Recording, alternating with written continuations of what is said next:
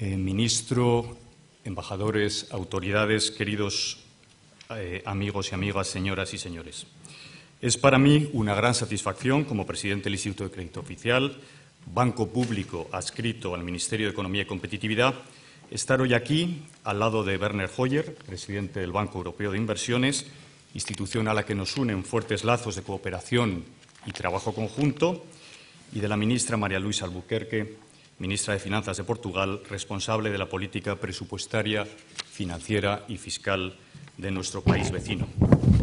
La sesión que ahora nos ocupa, Financiación a pymes, Retos y papel de la recuperación europea, versará sobre un tema crucial como es el acceso a crédito de nuestras pequeñas y medianas empresas, columna vertebral de la economía y que representan el 99% del total de empresas y una cifra, como todos sabemos, igualmente considerable en la creación de empleo. En el contexto económico actual, con nuevas necesidades y nuevos retos, es crucial apoyar los principales actores de nuestra economía, que son no otros que las pequeñas y medianas empresas, en el acceso a una financiación en condiciones competitivas que les permitan sostener su actividad, su dinamismo, impulsar la innovación y su desarrollo futuro. Me complace, en este sentido, presentar la participación que continuará del señor Hoyer, presidente del Banco Europeo de Inversiones, y es para mí, si puedo decirlo de esta forma, un placer muy particular, ya que desde ICO valoramos enormemente la cooperación con el BEI y su compromiso para mejorar el acceso a la financiación de la pequeña y mediana empresa en España. Bajo la presidencia del señor Hoyer, el BEI ha reforzado su compromiso con la pyme, firmando en el año 2013 préstamos por valor de 18.500 millones de euros, desempeñando así un papel esencial en el impulso al crecimiento económico de la Unión, como ha sido sucesivamente pedido y repetido por los consejos europeos. Por ello, creo que no podemos tener con mejor ponente que el señor Hoyer para comenzar esta sesión. Sin más, le cedo la palabra. Werner, the floor is yours. Thank you.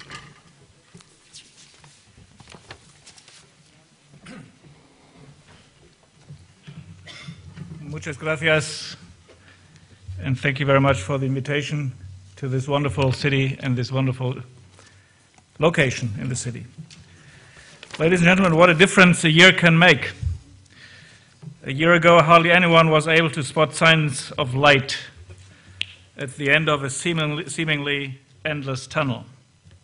A year on, and Europe is seeing signs of recovery, a still fragile, but increasingly visible and broad-based recovery. And Spain is one of the good success stories. The painful reforms that this country has undertaken, adding to the already significant burden that people had to shoulder, are starting to pay off. It is my firm conviction that this country, by prescribing itself the bitter medicine of reforms and taking it, is on the right track and will soon emerge as one of the strongest and most competitive economies in Europe. However, steep challenges still lie ahead. Severe problems continue to persist and hold back our economy. One piece of evidence is that potential output growth, which had already been on a declining trend before the crisis, has dropped from 2% to continuously below 1% since 2009. I see three major challenges which are closely interlinked and which are hampering Europe's growth prospects. A, the investment crisis. Overall investment in the EU is still some 15% below pre-crisis level 2007. The consequence is a deteriorated capital stock that negatively influences investments, growth, and growth potential in all EU member states. B, the employment crisis. Employment in Europe, not just here in Spain, unemployment has risen significantly. In particular, young people and the long-term unemployed have been hit hard by the crisis. This has huge social costs. It also has a negative impact on the qualification of the labor force and is another cause of reduced growth potential. And C, the productivity crisis. Europe's long-term competitiveness and growth potential depend crucially on research, development, and innovation, where Europe is falling behind its main competitors. Addressing these challenges requires that we set our SMEs back on the growth track. In fact, I'm convinced that we won't achieve a sustainable recovery unless we create the right environment that gives SMEs the room to flourish. The Spanish economy depends even more on SMEs than the EU economy as a whole. I was taken aback when I looked at the numbers. There are about 2.2 million SMEs in Spain, compared with less than 3,000 large companies. 94% of the SMEs have less than 10 employees, the so-called micro enterprises. And SMEs have been suffering the most during the crisis and have lost most of the jobs. While access to finance has not been a constraint to investment activities across the board, it has clearly been perceived as a constraining factor in some countries and some segments. Still today, some 20% of SMEs in the EU report constrained access to finance as a major obstacle. In Spain, this share reaches 30%. What needs to be done? In the short term, help to fight the fragmentation of the financial markets in Europe. Unlike larger enterprises with access to international capital markets, SMEs rely to a great extent on the domestic banking sector, which can be hampered by the domestic linkages between fiscal sustainability, financial sector stability, and economic growth. Advancement of the banking union, the asset quality review, and the stress test designed to reduce uncertainty in the financial sector will help rebuild confidence beyond national borders. Ladies and gentlemen, Europe needs to modernize itself. Radically, I'm tempted to say, why? Because we are increasingly losing ground in competitiveness. Our main competitors in the world markets are moving ahead, and we are having problems keeping pace. Europe is the only major technology provider in the world that has not been raising its expenditure on research and development. The EU as a whole spends 1.9% of its GDP on R&D, while it's in the US it is 2.8%, in Japan and Korea 3.3%. China, in absolute terms, already invests more in research and technology than Europe. The investment gap has grown to more than 140 billion euros per year. How do SMEs fit into this picture? Well, it is obvious that the vast majority of R&D takes place in large international companies. The pattern is not going to change in the near future. However, SMEs play an increasingly important role in two different ways. First, as investors, they adopt new technology and innovation. They are, if you will, the transmission belt that uses more productive technology and service, thus helping the economy become more efficient. Secondly, large technology companies are outsourcing an ever larger share of R&D, either to public research institutes or to specialized SMEs, such as engineering or software companies. This means that the role of SMEs in our economies is changing. Rather than being at the low-tech fringes of the economy, they have moved much closer to the center. In fact, they have become an integral part of sectorial and regional innovation clusters. As a consequence, the SMEs themselves need to move with the times. They need to accelerate their investments in new equipment and constantly check and possibly adapt their business models. In addition, and to my mind this is more important than anything else, we need to see more startups with entirely new business models, new products and services. The second element that can hardly be overestimated is the importance of skills. While in the recent decades the educational attainment of Europe's youth has vastly improved, I'm often surprised to hear that companies are desperately looking for staff and can't find them. The main reason is that employers are expecting a set of skills that candidates don't have. There are a number of sectors, life sciences, engineering, software, ICT, where the shortage of qualified applicants has grown so large that this gap is likely to hold back the growth of Europe's economy in the future unless we do something quickly. We need to address this skills mismatch quickly. Europe, in view of its demography and the competitive challenges ahead, cannot afford this. Happily, youth unemployment figures in Spain have started to decline, albeit from very high levels, and SMEs are a key to any solution of this problem. Not only are SMEs the largest employer of young people, but SMEs are also by far the most important entry point for young people into the labor market. Therefore, we need to support SMEs in recruiting young people and not to forget enrolling them in the state-of-the-art vocational training program. We need to provide adequate help in the form of a 21st century infrastructure, mainly in two areas. First, by making available modern educational and training facilities and programs adapted to the needs of the companies. And second, by creating an environment in which investors build up a modern digital infrastructure. The challenges ahead are enormous, notably for private sector companies to keep with international competition, but the state has to support companies wherever it can. And this is especially true for SMEs. It is well known that the European Investment Bank has a large and successful knowledge economy program in place through which we finance investments in R&D and innovation, broadband, as well as education and training.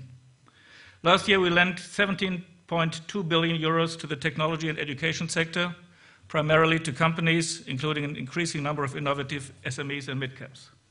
Altogether, roughly a quarter of our total activity in the European Union. With a total amount of about 16 billion euros, Spain was and has been since the start of the program one of the main beneficiaries. The increase in EIB's knowledge economy lending was exceeded by even stronger support to SMEs. Without much improved access to finance, SMEs will not be able to invest in the modernization of their businesses, let alone their expansion. Therefore, we made a special effort to do more for SMEs and offer them tailor-made products. SME support represents the single largest policy priority of the EU Bank Group. In 2013, EIB Group support to SMEs amounted to 22 billion euros in 2013. This allowed us, taking into account private investments, to mobilize more than 50 billion in support of SMEs and mid-caps. A total of 230,000 SMEs received direct or indirect support through the EIB Group's activity.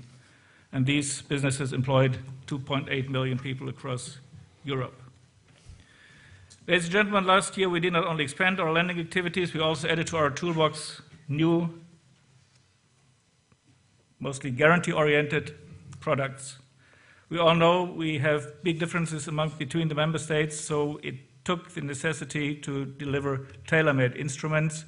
And I don't want to go into the details, but it's everything from trade finance in Greece to the state portfolio program in Portugal, and many programs we also have here in this very country. The most important program we addressed in 2013, and I'll make it very brief, is the program on youth unemployment. The European Council asked the EU Bank to pledge 6 billion in lending capacity in the second part of 2013 to the fight against youth unemployment. We over-delivered by lending 9.1 billion in two separate sections. One is the part that deals with the skills mismatch.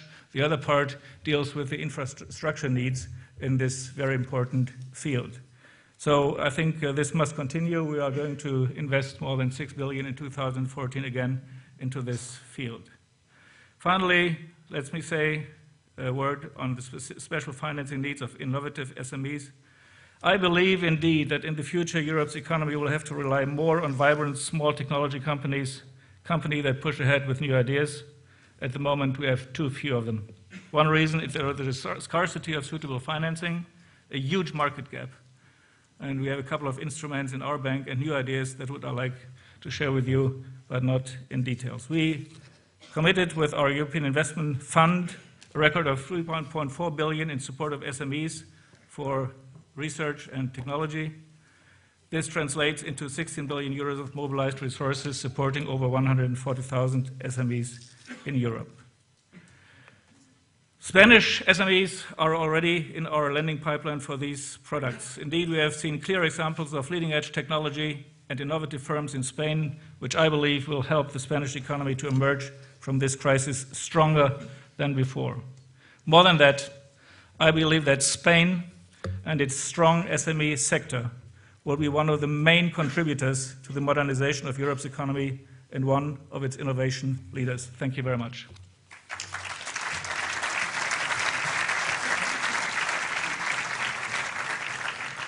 Muchas gracias, Werner. Vielen Dank. Si hay algún país junto a España donde el tema que hoy nos reúne, financiación de las pymes, retos y papel en la recuperación europea, tiene relevancia, es precisamente Portugal. Y me consta que esta es una de las líneas prioritarias de actuación del Gobierno portugués, que está desarrollando en estos mismos momentos mecanismos de financiación destinados a apoyar las empresas, particularmente las pymes, alguno de ellos no muy distinto a lo que hace ICO precisamente en España, con la finalidad de estimular el crecimiento y el empleo. Sin más dilación, le cedo la palabra a la ministra Albuquerque. Muchas gracias. Muito obrigado.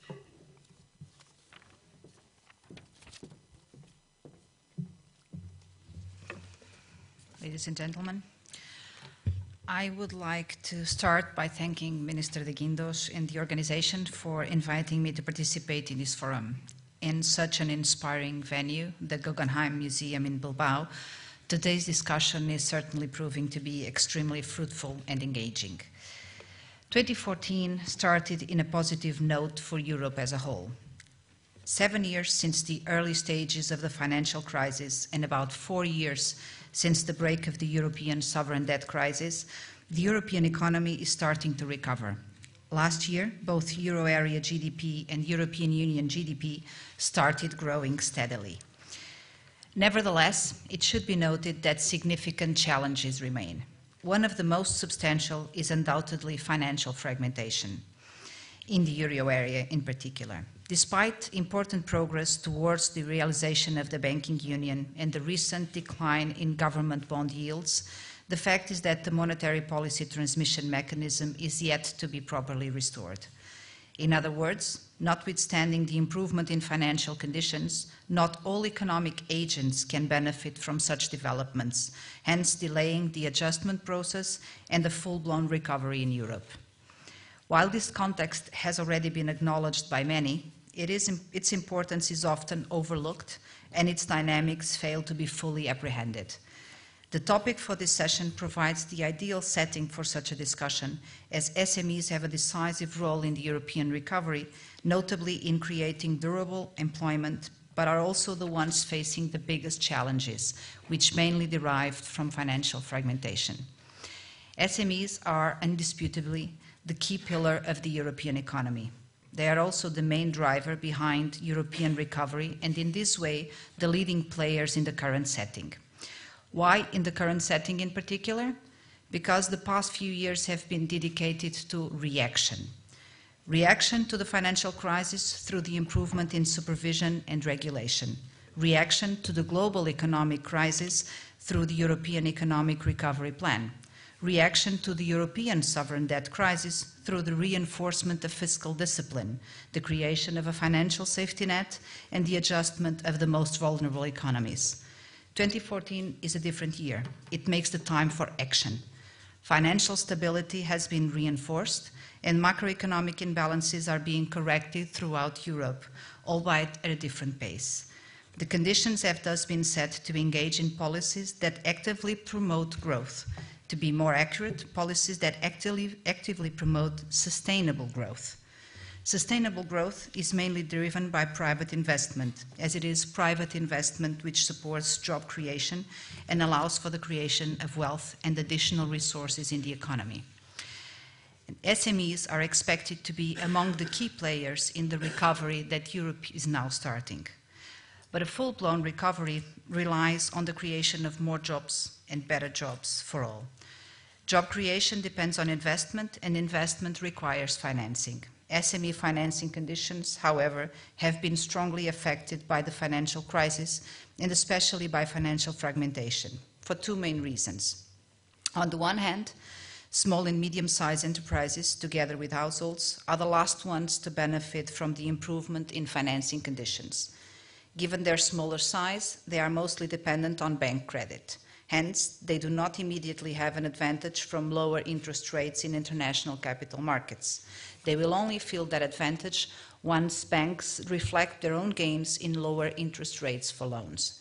This time lag is especially detrimental in the current context. In fact, as the global crisis was triggered by financial factors, so will economic recovery.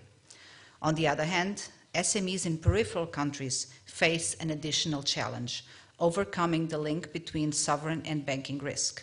In fact, the most direct consequence of financial fragmentation is experienced daily by SMEs, as comparable firms in terms of products, markets, business plans, and idiosyncratic risk profiles face considerably different financing conditions just because they are located in different countries. As these differentials in access to financing linger, the firm's investing capacity declines, and so does their growth potential. In the end, the growth potential of the economy itself suffers, and so does the path for a full-blown European recovery.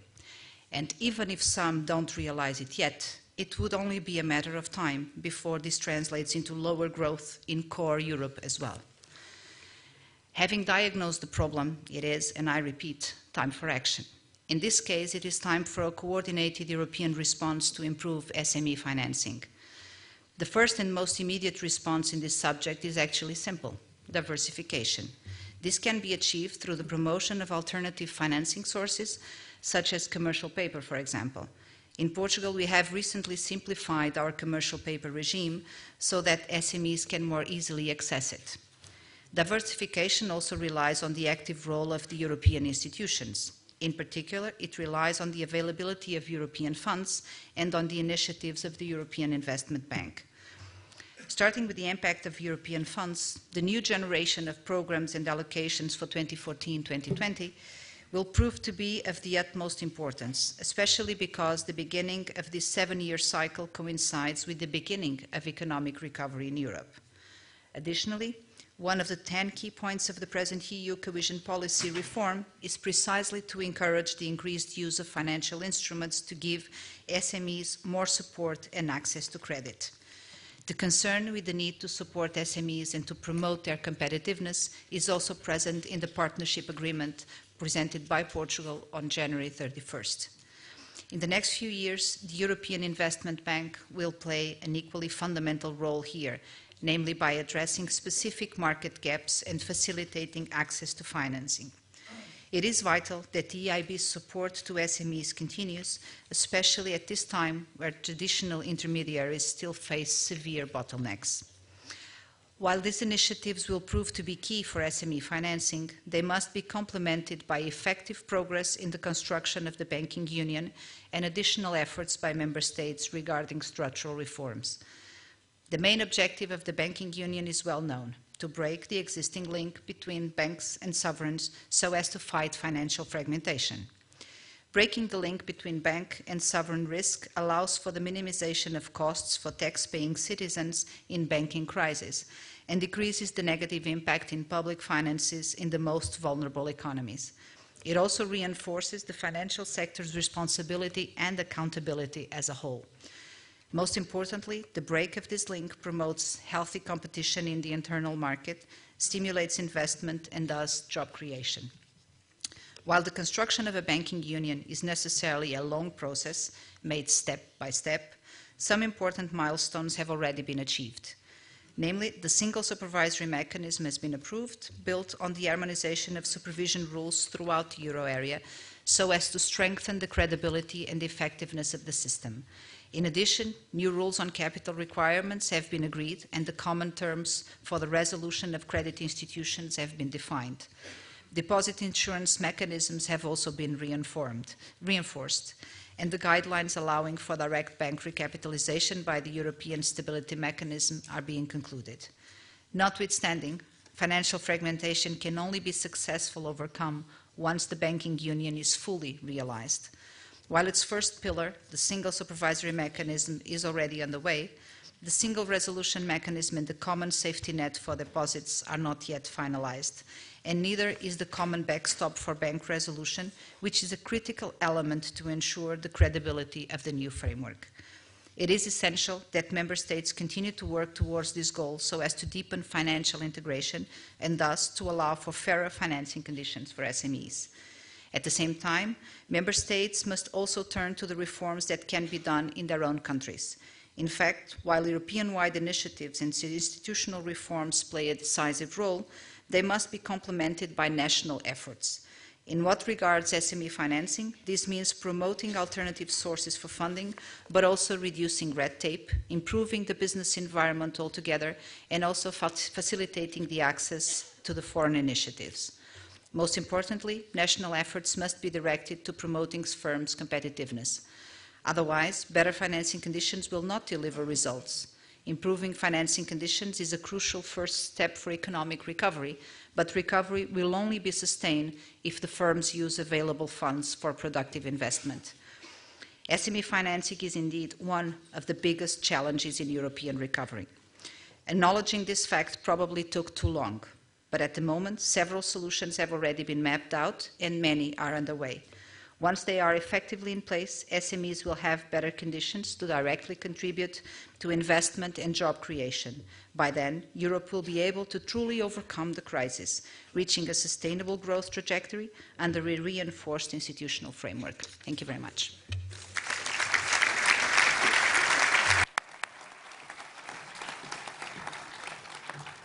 Muchas gracias, ministra. Para mantener la disciplina en el tiempo, haré una pregunta simultáneamente a ambos participantes, según las preguntas que nos han ido llegando del público.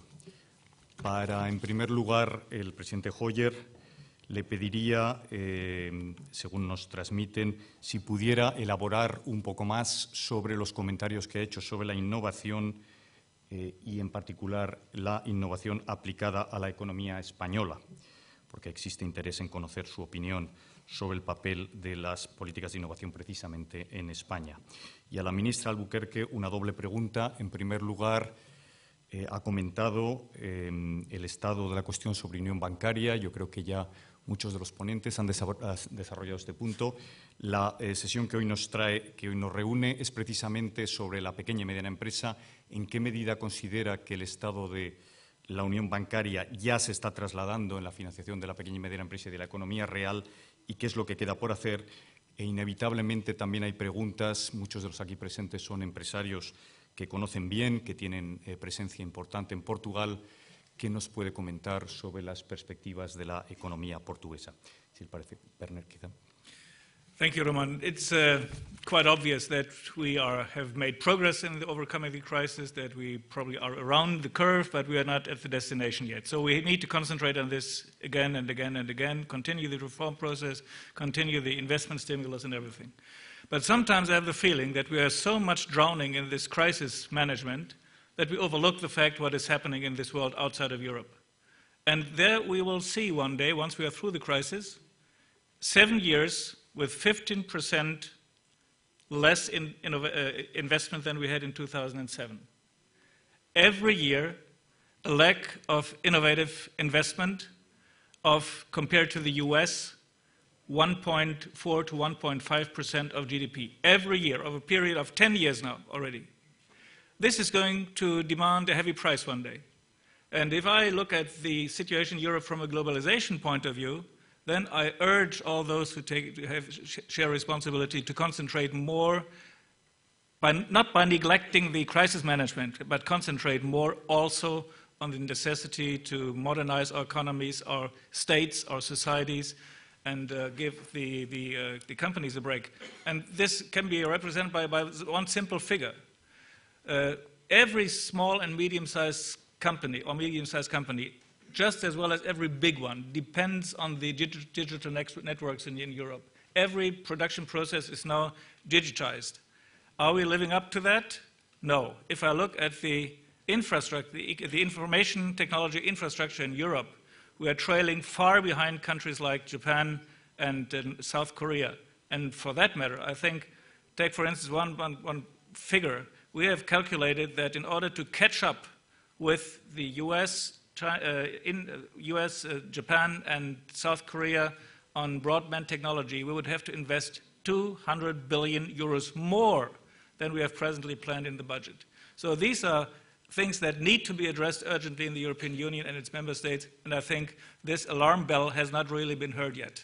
That was the reason for my remark on innovation. Muchas gracias, Werner. Ministra. Thank you.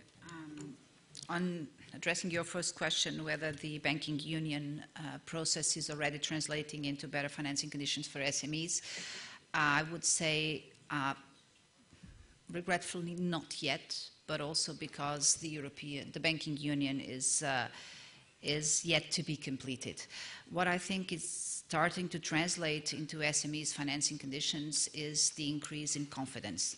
and the fact that prospects are improving for Europe as a whole and for many countries in particular. That is already starting to translate somewhat, but the beneficial impact of the banking union will likely take some more time to be felt, partly because it's still being built, but also because this year, 2014, is key to have this comprehensive assessment of the banking system completed and to restore confidence in the banking sector itself. So it will take some more time, and hopefully we will be able still within this mandate of the Parliament, this term of Parliament, to complete the key elements of the banking union, even if a lot of work will remain for the future Parliament and for future governments. But it's a step-by-step process. As for the prospects of the Portuguese economy, things are improving significantly. We now have a situation which is much better than had been anticipated only 6 months ago. We are following the recovery mood within Europe, and we have just revised up the growth forecast for Portugal to 1.2, so above what was reflected in the winter forecasts by the Commission because they had not been updated. We've just completed the 11th and penultimate review of the Portuguese program, with revising up the growth forecasts and revising down the unemployment forecasts.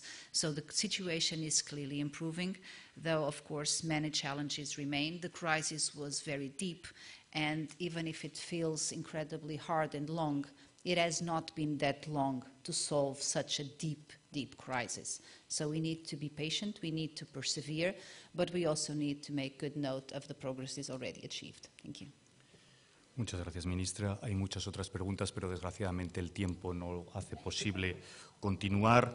Deseo simplemente terminar dando muchas gracias, agradeciendo sinceramente a la ministra Albuquerque, al presidente Hoyer, por su participación. Ha sido un placer contar con su presencia, con sus comentarios en esta sesión.